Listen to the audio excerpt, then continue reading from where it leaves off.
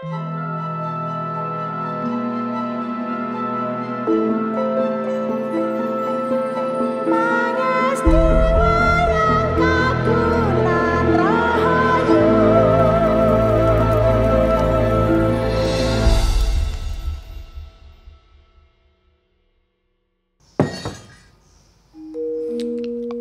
para hapsari tumonton mring Sang Dwija kadya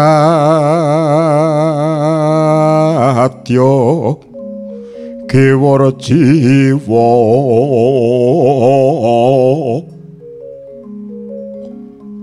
ong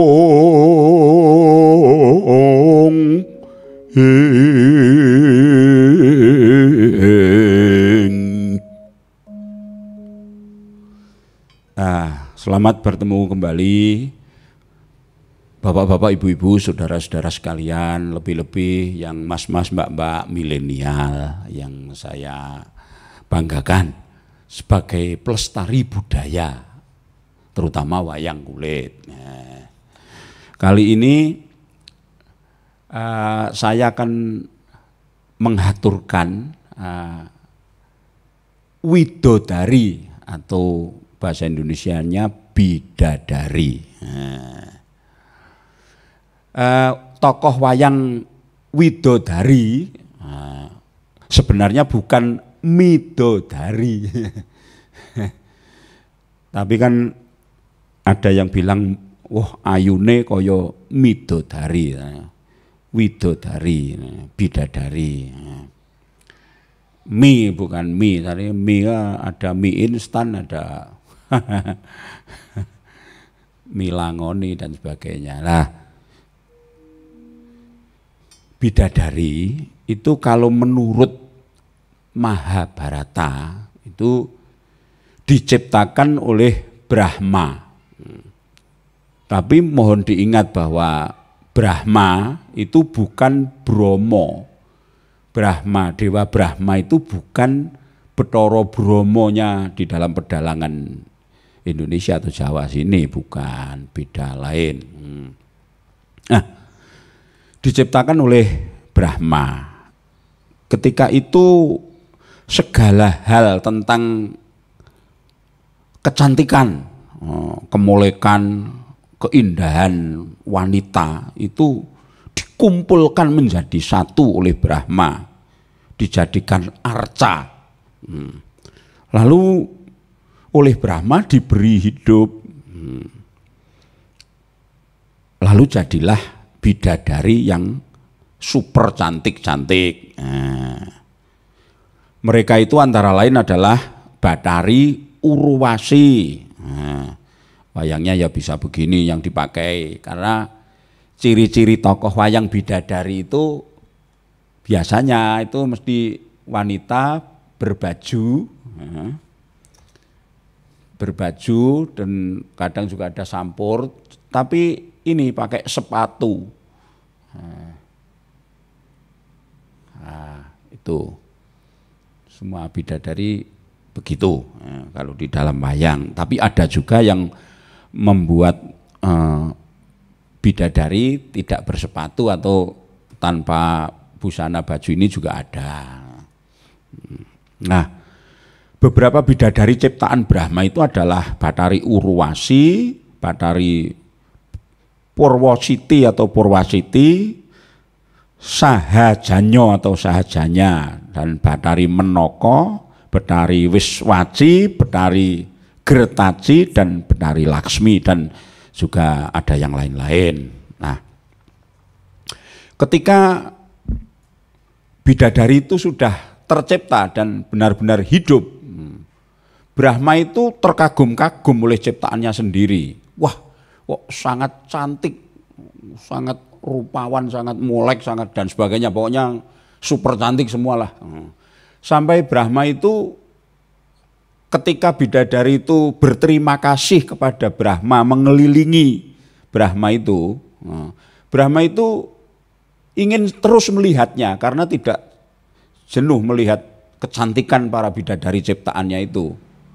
Tetapi karena dewa itu dewa agung, dia agak malu lah karena kalau melihat sampai memutar itu. Makanya ketika itu dia menjadikan kepalanya menjadi 4. Nah, melihat ke belakang, ke samping juga. Sehingga selalu Brahma itu bisa melihat kemolekan bidadari yang mengelilinginya itu. Itu ceritanya begitu. Lalu para bidadari itu yang paling tidak saya sebutkan 7 ciptaan Brahma tadi, apakah ada Pak yang sama dengan yang 7 tetungguling widodari atau 7 dari bidadari tersohor sebagai pemimpin terdepan bidadari 7 yang biasa menggoda Arjuna di dalam lakon Ciptoning itu lain. Nah, ceritanya kalau bidadari yang 7, yang Suprobo, Tilotomo dan sebagainya itu adalah bikinan Bathara Wismakarma. Wismakarma. Sebenarnya itu diciptakan untuk menggoda si raksasa Sunda dan Upasunda. Si Tilotomo, tapi kalau ada lagi sumber yang mengatakan bahwa sebenarnya bidadari 7 Suprobo, Tilotomo, Warsiki, Gagarmayang, Irim-Irim atau Bathari Lengleng Mulat dan Bathari Surendra dan juga nomor 7 Bathari Tunjung Biru itu terjadi karena gumpalan cahaya yang jatuh di kayangan. Akhirnya cahaya itu menjadi bidadari itu. Tapi untuk Tilotomo itu yang tadi arca bikinan Wismakarma itu untuk menggoda raksasa Sunda dan Upasunda. Sebelum saya utarakan Sunda Upasunda dan Bathari Tilotomo, ini saya aturkan dulu bidadari 7 yang dari cahaya tadi. Suprobo, lalu Tilotama. Kalau di dalam pedalangan biasanya menyebutnya Wilutomo. Tapi sebetulnya itu kalau di dalam sastra-sastra lama itu Tilotama. Tapi Wilutomo yang sudah kaprah ya enggak apa-apa. Lalu sampai 7 itu ada Warsiki, ada Gagarmayang, ada siapa tadi, Irim-Irim, Surendra, Tunjung Biru ya belakang. Nih maaf, ini Tunjung Biru ya, bajunya biru. Bathari Tunjung Biru. Nah, ini wayang bidadari, tapi mohon maaf mungkin ada corekan kapangannya yang kurang ramping gitu. Karena ini memang wayang bukan hiasan saya atau yang saya yang membuat.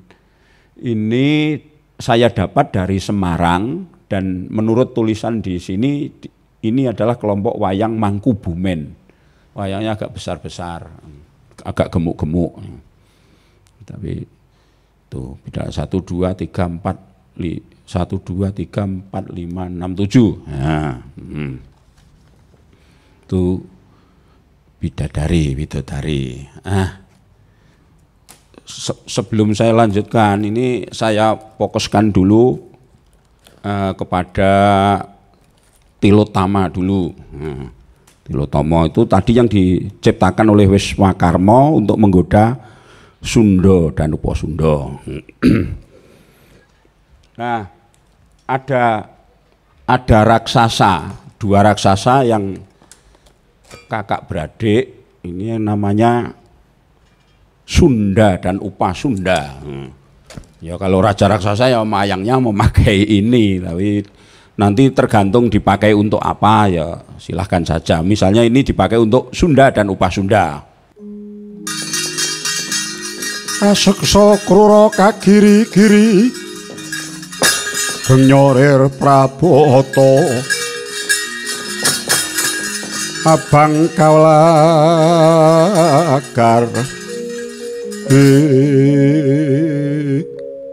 Nah, ini raseksa Sunda dan Upasunda. Kedua raja raksasa ini berebut Bathari Tilottama yang tadi disarankan oleh Bathara Indra untuk menggoda dua raksasa ini. Akhirnya keduanya ini jatuh cinta kepada Tilottama ini dan akhirnya keduanya saling memperebutkan. Kedua raksasa yang kakak beradik itu berperang. Pada prinsipnya peperangan dari raksasa dua ini walaupun sama-sama sakti tapi keduanya mati bersamaan atau sampyo. Sampyo intinya perangnya luar biasa, sangat sakti semua dan akhirnya keduanya mati. Nah, itu peran Tilottama untuk menggoda kedua raksasa yaitu Sunda dan Upasunda. Lalu peran Tilottama lagi di dalam Kumbayana. Sebenarnya si Aswatama itu kalau di dalam kisah Mahabharata kan bukan anaknya Tilottama yang atau Wilutama yang beralih rupa menjadi kuda sembrani kan, bukan.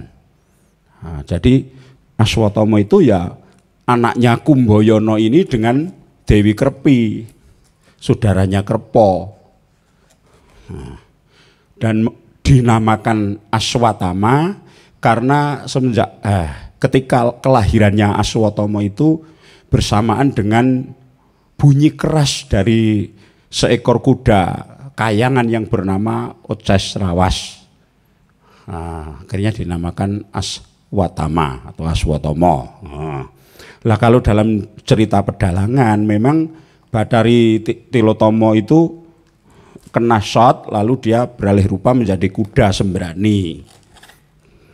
Lalu ketika Kumbayana ini ngejowo atau akan pergi mencari saudaranya yang bernama Sucitra, yang konon sudah menjadi raja di Pancala atau Cempala Radya, dia pergi lalu ada samudra sehingga ia tidak bisa berenang dan Kumbayana tidak bisa terbang. Akhirnya dia mengadakan sayembara siapapun yang bisa menghantarkan dia sampai di seberang sana dengan selamat. Kalau laki-laki akan dijadikan saudara Sinorawati atau Sinorawedi, tapi kalau perempuan akan dinikahi. Akhirnya datanglah kuda sembrani itu, lalu dinaiki oleh Kumbayana. Ini wayangnya Kumbayana, yang Kumbayana ini adalah Drona yang masih muda. Pada prinsipnya pokoknya terus kudanya terbang, terbang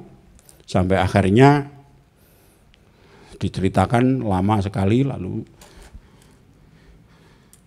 ketika sudah turun di bumi dia mempunyai bayi laki-laki. Nah, lalu kuda ini dibunuh oleh Kumbayana. Akhirnya setelah dibunuh, dibunuh oleh Kumbayana ini, lalu beralih rupa menjadi Tilottama. Lalu pergi meninggalkannya, terbang ke Kayangan. Lalu ini sendiri dengan bayi Aswatama tadi. Nah, itu ceritanya Tilottama dengan Kumbayana. Lah, terus Tilottama membantu Samba. Ini ketika itu dalam ceritanya Samba itu anak Raja Durawati, anaknya Sri Krishna. Dalam cerita Samba Juwing, Samba ini jatuh cinta kepada Dewi Haknyanawati, istri kakaknya yang bernama Prabu Boma atau Prabu Siteja. Nah, ini saking cintanya dia sedih sekali. Akhirnya Tilotama datang. Datang.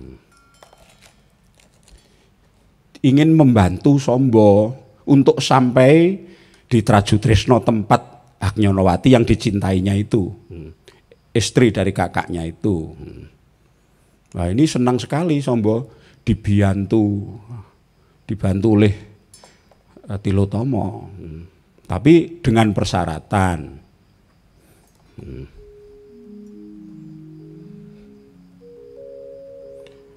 Mengko nggih kula Samba panjenengan ulun Bathari Tilotama saguh paring pambiyantu marang jeneng para kulup supaya sira bisa sapatemon kelawan wong kang mbok tresnani yaiku Dewi Agnyanawati garwane Kaki Prabu Bama Narakasura.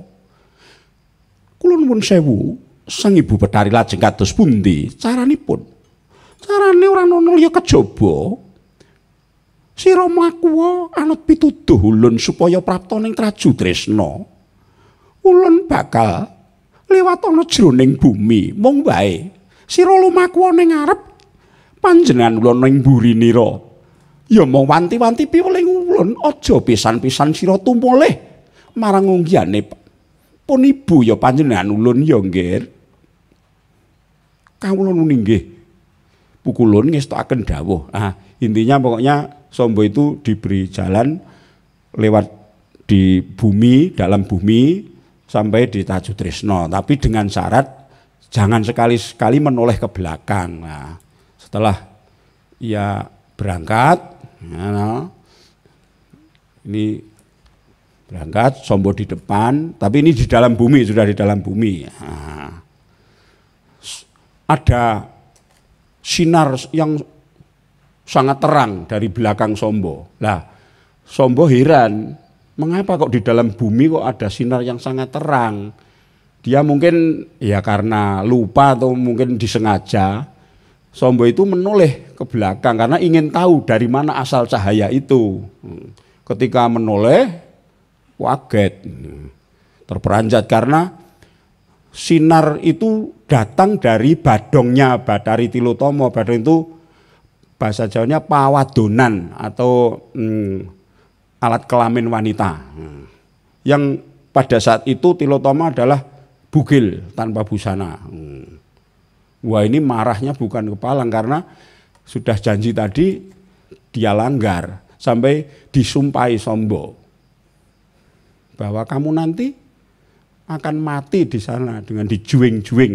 Nah, itu Samba nangis. Ini perannya Tilotama di dalam Samba juing, tadi di dalam Sunda Upasunda dan juga di dalam yang tadi yang satunya Kumbayana tadi. Nah, terus sekarang bidadari yang ketujuh ini ketika nggoda Sang Ciptaning atau Mintaraga. Nah, ini Begawan Ciptaning Arjuna ketika bertapa di Indragila di Gua Mintaraga itu kan menjadikan dunia huru-hara ketika itu karena dia bertapa yang luar biasa, ada pengaruh aura gaib yang luar biasa dari diri Sang Ciptaning atau Sang Mintaraga tadi sehingga kayangan sana ada huru-hara.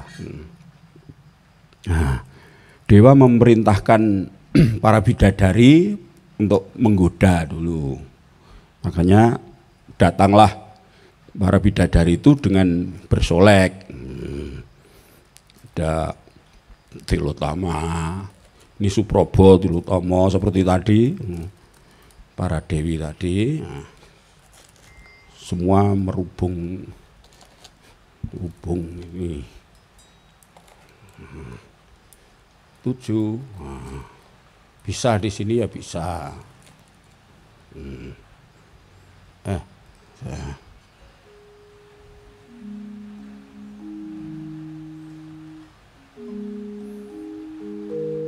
Dieng-dieng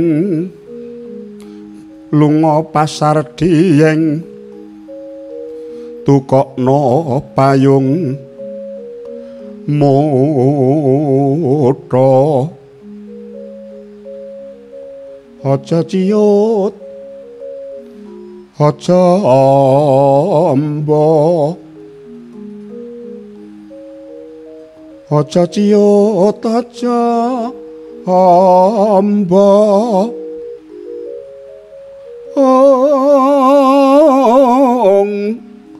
kira sedeng wong loro wae milya gambar Arjuna tapa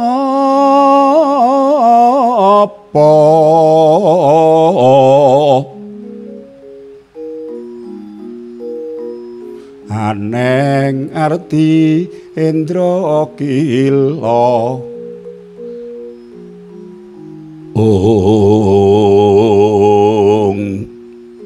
nah itu suluhannya ada yang begitu. Nah ini bidadari datang di tempat pertapaan Arjuna ketika menjadi Ciptoneng. Nah, luar biasa ya.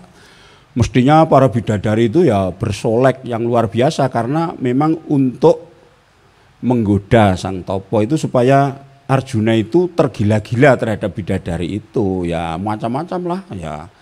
Ya mestinya logikanya kalau menggoda itu tidak dengan busana yang kelamben gini, mestinya ya memakai kain-kain transparan itu dan pokoknya luar biasa gerak-geraknya di depan pertapa Ciptoneng itu. Yang penting bagaimana supaya Sang Topo atau pertapa itu tergoda.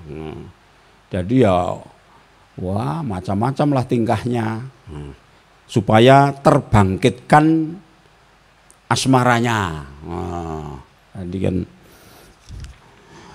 Raden, ayolah Raden, kita nikmati bersama. Ayolah Raden, saya Betari Suprobo, kami semua datang ke hadapanmu untuk berserah diri. Ayo Raden, Raden, apa gunanya bersusah-susah menyiksa raga? Ayolah kita nikmati dulu. Kita bercinta Raden. Raden, kami semua sebagai hadiah untukmu Raden. Dan sebagainya. Tapi sang pertapa tetap diam saja.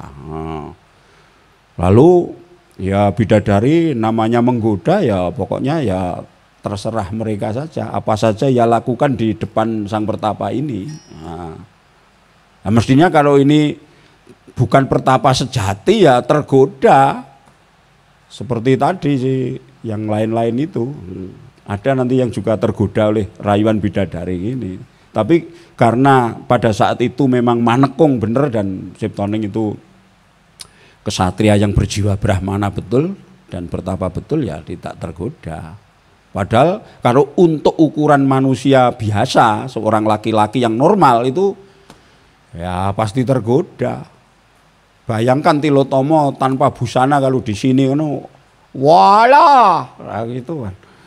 Dan lain-lainnya ada yang merangkul tanpa busana, ada yang jawili gini dan sebagainya dan ini mendekat dan sebagainya dan tanpa busana bayangkan dan kecantikannya itu hampir tidak ada di bumi ini kalau bidadari katanya kan begitu. Jadi sangat cantik, sangat molek. Ya kita tinggal membayangkan saja. Nah ini ya tidak mau tinggal diam, pokoknya ya dekat saja dengan cara masing-masing. Ini kan Suprobo ya ikut di sini.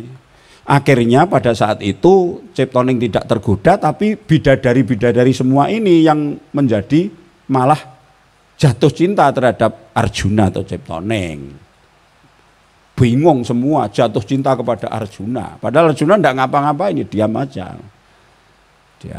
Nah itu sanggitnya atau ceritanya itu tergantung dalangnya. Monggo untuk mengenyahkan bidadari ini dari depan Sang Topo ini ya macam-macam. Ada yang tersapu oleh angin yang dari diri Ciptoneng, ada juga yang memang Narada datang untuk memarahi mereka ini. Nah, itulah ceritanya di bidadari di dalam adegan Ciptoneng. Lalu ada Betari Menaka yang menggoda Prabu Wiswakarma. Prabu Wiswakarma itu raja dari negeri Nikunya. Dia ingin menguasai Nandini, itu sapi milik Begawan Wasista, tapi tidak berhasil. Begawan Wasista ini punya Nandini, direbut oleh ini tapi tidak berhasil. Ketika tidak berhasil, si Wiswakarma ini bertapa.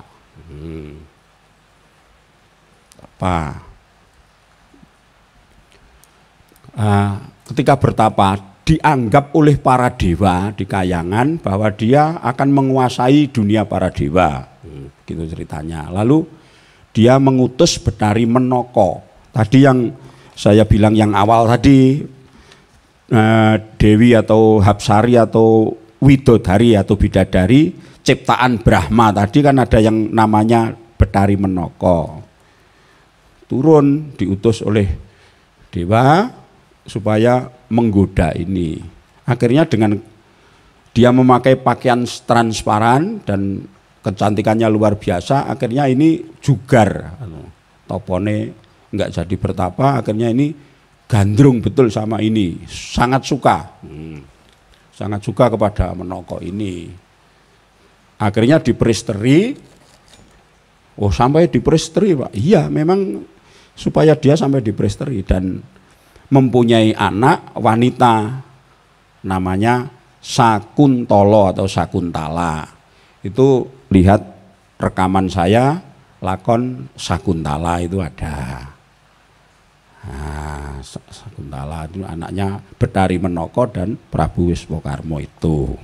Nah, saudara sekalian, yang namanya bidadari itu ada yang dihadiahkan kepada titah Marcapada. Tadi tidak sembarang titah. Berarti siapa saja Pak yang titah Marcapada yang mempunyai istri bidadari itu?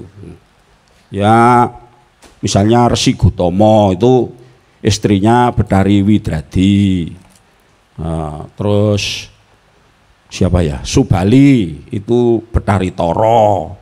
Terus Dasamuka, Betari Tari. Tara dan Tari itu saudara. Jadi satu dikasihkan Subali yang kera itu, yang satu dikasihkan Rahwana atau Dasamuka. Lalu adiknya Dasamuka yang Kumbakarna itu juga Hapsari atau bidadari Keswani. Lalu Wibisana itu istrinya Bathari Triwati. Lalu Indrajit itu juga istrinya bidadari Indraningrum, dan sebagainya. Saudara sekalian, ketika Brahma yang tadi menciptakan yang sampai dia kagum sendiri dengan ciptaannya, yaitu dia beralih menjadi bermuka 4, mulainya bidadari menari atau mulainya ada joget itu konon juga itu para bidadari yang gerak tari setiap terbitnya matahari. Misalnya di dalam buku basa Jawi itu ada yang nyondro begini. Pating glebyar pating pancurat soroting tejo para widodari wonten saknginggiling samudra kadidene taranggone antariksa ing tansah asaliweran liri asilih pernah. Jadi artinya bersinar macam-macam sinarnya itu di atas samudra seperti bintang-bintang yang berjalan-jalan itu. Ganti tempat, pindah tempat itu. Sami dene kewes luwes anggenipun langan beksa. Wilet runtut anut rarasing wirama. Jadi sangat indah, lemah gemulai. Dia itu pantas sekali menari menurut irama gendingnya. Ing saparipolah bawa semua nuraga mawi sajak rangu-rangu. Jadi semua geraknya itu menarik hati dan dia sajak rangu-rangu seperti ragu-ragu. Krebat-krebet sebelah ing sampur kadidene klepering lar kupu. Krebat-krebet sampurnya itu seperti sayap kupu-kupu. Sangat-sangat saya nengsemaken paningal renaning penggalipun Sang Hyang Brahma tetela tanpa upami. Nah, jadi membikin Bathara Brahma itu sangat suka. Itu sekedar pengertian tentang bidadari. Jadi mohon maaf kalau ada kesalahan, dan ini tadi bidadari, para bidadari. Nah, boleh.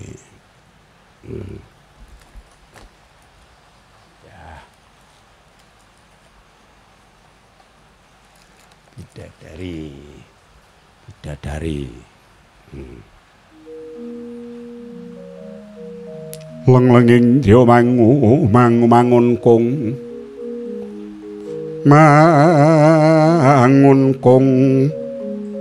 kanduan rimang ong